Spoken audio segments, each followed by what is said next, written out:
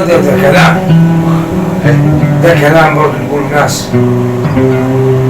لا يا رب، والله العظيم اللي معاه عيل دلوقتي المفروض يحرسه. لو قال له قاعد قدام الباب يشوفه قاعد مع مين، قاعد مع مين وبيمشي مع مين وبيروح فين وبيكدبش عليك.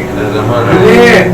لان انت لو ما حرستوش وما خليتوش كدب عليك وكده وبتاع هتلاقيه بالصلاة على النبي توكل على الله يا ابو مش هتعرف تقبضه كأني أرنب ورماه في صحراء. دلوقتي الكبير بيخاف من الصغير. أرنب بقولك ورماه في صحراء مش هتتلم عليه تاني. ممكن يجي في يوم ياخدك يبيعك أعضاء في أي مستشفى عشان خاطر يشد بيك. إيه هيعمل بيك هو في الآخر؟ حطمه لك النشاط حطمه في القبر هو يبيع اللحم يستفاد برضه ويتوكل على الله يتكيف له بيهم شهر. عفى الله عما سلف.